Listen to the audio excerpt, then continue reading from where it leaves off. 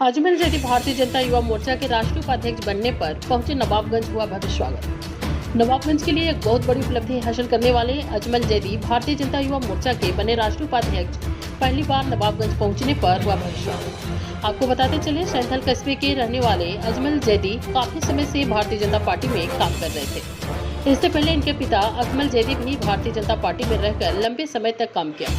उनके देहांत के बाद उनके पुत्र अजमल जैदी संतोष गंगवार की बहुत करीबी होने के कारण भारतीय जनता पार्टी ने अजमल जैदी पर विश्वास करते हुए भारतीय जनता युवा मोर्चा को राष्ट्रीय उपाध्यक्ष बनाया।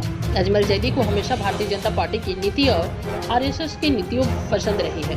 अजमल जैदी को राष्ट्रीय उपाध्यक्ष बनाने से पहले जम्मू कश्मीर के 2 जिलों की जिम्मेदारी दी गई थी कि वह वहां पर रहने वाले अल्पसंख्यक समुदाय के लोगों को समझाए कि भारतीय जनता पार्टी और आरएसएस की नीति क्या है।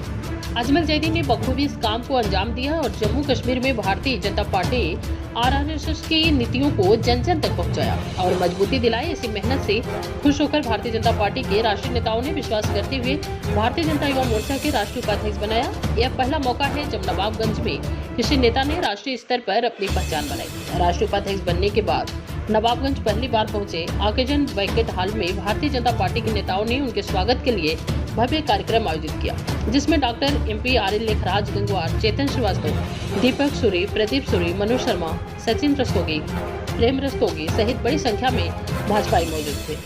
अजमल जैदी के पहुंचने पर पहले फूल माला डालकर उनका भव्य स्वागत किया गया। उसके बाद उनकी भारतीय जनता पार्टी में वफादारी को भी गिनाया।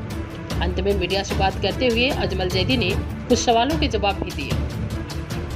संवाददाता शरीफुद्दीन मसूरी, नवाबगंज, बरेली।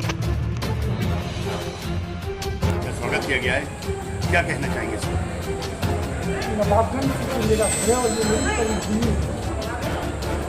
कर्मभूमि इस वजह से यहाँ पर मैंने जो मेरे लोग बैठे हैं, ये वरिष्ठ लोग हैं, इनके साथ में मैंने काम सीखा है। ज़्यादातर इन लोगों के सामने कैसे जाना है, कैसे बोलना है, कैसे, क्योंकि सब मेरे आदरणीय लोग हैं।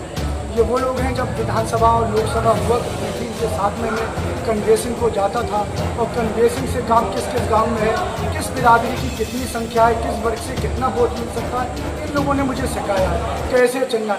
इस नवाबगंज के रास्ते से और सेंथल के रास्ते से मैंने सफ़र बरेली और बरेली से उत्तर प्रदेश और उत्तर प्रदेश से दिल्ली का किया और भारतीय जनता पार्टी के छोटे से कार्यकर्ता की हैसियत से मैं जो भी भारतीय जनता पार्टी की नीति है वो जन जन तक पहुंचाऊंगा।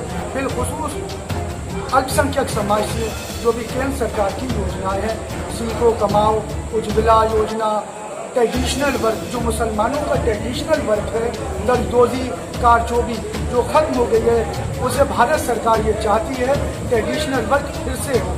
जैसे मौलाना आज़ाद फाउंडेशन, NCQL, राष्ट्रीय भारत परिषद उर्दू और ये तमाम भारत सरकार की जो संस्थाएं वो चाहती हैं मुसलमानों में तालीम याफ्ता मुसलमान होंगे तब जाके तरक्की याफ्ता होंगे। 2004 में माध्यम शिक्षा परिषद से अलग अटल जी ने उत्तर प्रदेश मदरसा शिक्षा परिषद का गठन किया, जिसका मैं इस टाइम नुमाइंदा हूँ।